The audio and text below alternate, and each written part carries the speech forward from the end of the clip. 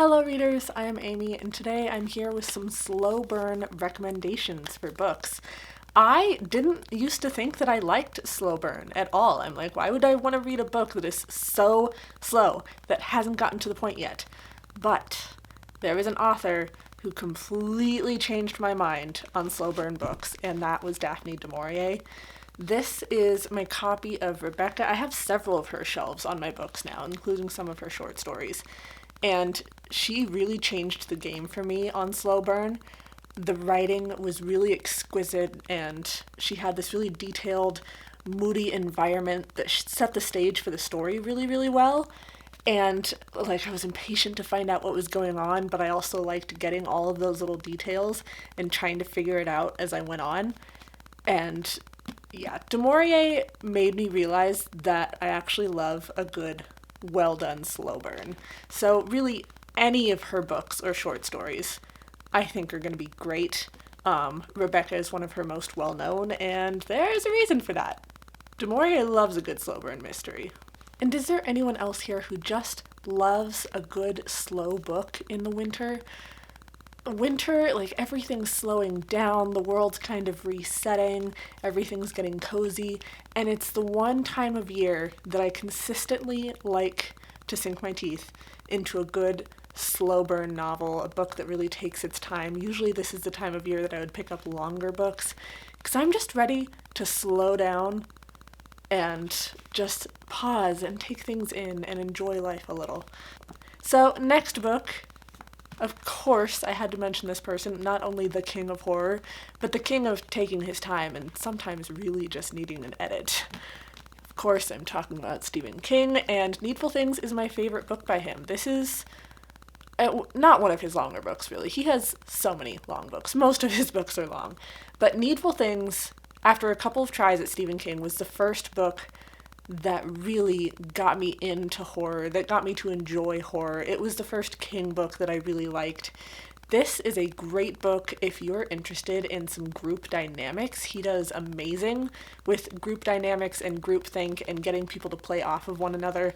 We meet this mysterious man who's new to town, and he has opened a store. And you have a kid who goes into the store and sees this baseball card. Pristine condition, his favorite player. It looks like it's signed to him because the guy autographed it to a kid who shared his same name. And he buys the card with a little bit of money he has and a super special favor. And everyone else who looks at this card sees this beat up old thing that's not worth 2 cents. But to this kid, it's pristine condition. This is what he's actually seeing. And you have to try and unravel the mystery of what's going on here. And then you're following these people as they do favors for the guy who owns the store in order to pay off their debts, and how those favors really start to interact. And this book was a really great slow burn for me. It's probably the only Stephen King book, really, that I don't think needs edited down a lot, that I think almost everything in here has a point to it, and I really enjoyed that. Next slow burn. I want to say I read this last winter? I don't even know that I remember that much of it. But it's a classic.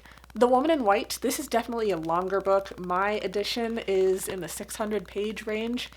This, Wilkie Collins was one of the first mystery writer. And was it The Moonstone or The Woman in White that was the first mystery book? But this one's solid. I did not like The Moonstone. I read the beginning of it as a buddy read with a subscriber, and neither of us were into it. I do think that is the more popular of his 2 books, it seems like. Just wasn't for me, but The Woman in White was really good. It's one of those, it's a long book. You're really taking your time with it. You're trying to figure out this mystery of who is this woman in white and how is she related to these main characters. There's a lot of mental health discussion in this. So yeah, if you're looking for one of the first mystery novels, it's very well done, and I think you can kind of follow the clues and figure things out a little bit for yourself, which is nice because I can't always do that with mysteries. Next book, I have to mention Little Women for this. It's not a slow burn in that it's not one big cohesive story, and it's not like a mystery or something, but it is a slow burn in that it's a longer book, it's a cozy read, everyone who mentions this really is probably going to mention that. It's cozy. It's about family, it's about sisters, it's about life, and each chapter is kind of an episode in the life of these four sisters. And because each chapter is an episode, it's one that you have to take your time with. So while it's not exactly a slow burn book, it is a slower book. And for that, I really like reading it in the winter. Last book I'm going to mention is actually a fantasy, and that's Elantris by Brandon Sanderson. I want to say this was his first novel that he published, and people are like, oh, it's fine. Like, it's good for a first one, but it's not as good as his other ones. Personally, it's my favorite. I like it more than Mistborn.